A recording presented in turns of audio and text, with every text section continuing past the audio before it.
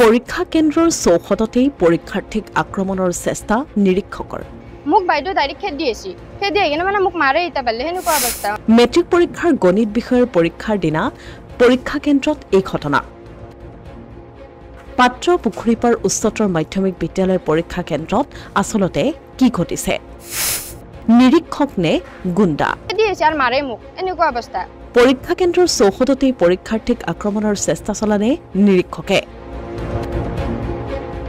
কেন্দ্ৰটোত নিয়োজিত অজন্তা ডেকা নামৰ নিৰীক্ষকৰ বিৰুদ্ধে এগৰাকী পৰীক্ষাৰ্থী আক্ৰমণ কৰাৰ চেষ্টা চলোৱাৰ গুৰুতৰ অভিযোগ উত্থাপন কৰিছে স্বয়ং পৰীক্ষাৰ্থীগৰাকীৰ লগতে অভিভাৱকে।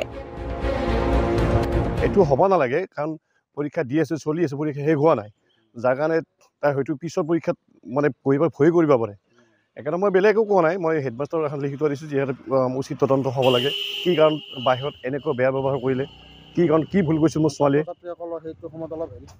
ভুগি থাকে, সেইটো হয়। সেইকাৰণে মই সেইটোৱে বিচাৰিছোঁ। তাৰমানে এতিয়া ছাৰে মানে এটা বিচাৰ দিয়ক, যাতে ভৱিষ্যতে এনেকুৱা মানে শিক্ষকে মানে পৰীক্ষাৰ্থীক এনেকুৱা দুৰ্ব্যৱহাৰ নকৰে।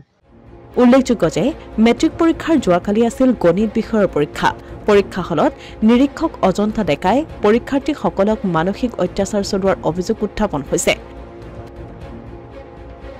ইমানতে ক্ষান্ত নাথাকি নিৰীক্ষক অজন্তা ডেকাই পৰীক্ষাৰ্থীগৰাকীক শাৰীৰিক আক্ৰমণৰ লক্ষ্য কৰি লোৱাৰো অভিযোগ। উপায়ন্তৰ হৈ ছাত্ৰীগৰাকীৰ লগতে অভিভাৱকে নিৰীক্ষক অজন্তা ডেকাৰ বিৰুদ্ধে দিলে লিখিত অভিযোগ। সমুদায় ঘটনাৰ সুবিচাৰ বিচাৰি ছাত্ৰীগৰাকীৰ লগতে অভিভাৱকে পৰীক্ষা কেন্দ্ৰৰ বিষয়ববীয়াক অৱগত কৰে। যি সময়ত পৰীক্ষাৰ্থীসকলৰ সুৰক্ষাৰ প্ৰতি নজৰ ৰাখি চৰকাৰে কঠোৰ নিৰাপত্তা প্ৰদান কৰিছে, তেনে সময়তেই এগৰাকী নিৰীক্ষকৰ এনে অমানৱীয় কাৰ্যক একেমুখে গৰিহণা দিছে সচেতন মহলে।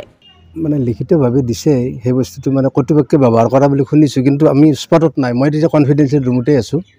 এটা যা হওক, যিহেতুকে আমাৰ ৰাইজ আকাৰে অভিযোগ এটা আহিছে, তাক মীমাংসাৰ কাৰণে আজি আমাৰে শিক্ষয়িত্ৰী অজন্তা ডেকা আমাৰ স্কুলৰে, গতিকে তেওঁক মাতা হৈছিল। তেওঁ কৈছে মই ভুল কৰা নাই, যাতে মই তাত যাব লগা কি আছে আৰু এনে হিচাপে উত্তৰ দিছে। মই ছাৰ চেণ্টাৰত নাযাওঁ। শিক্ষকতা কৰিছে ছাত্ৰীক বা ছাত্ৰ ছাত্ৰীক পৰীক্ষাৰ সময়ত ব্যৱহাৰ কৰাটো যুক্তিসংগত নে?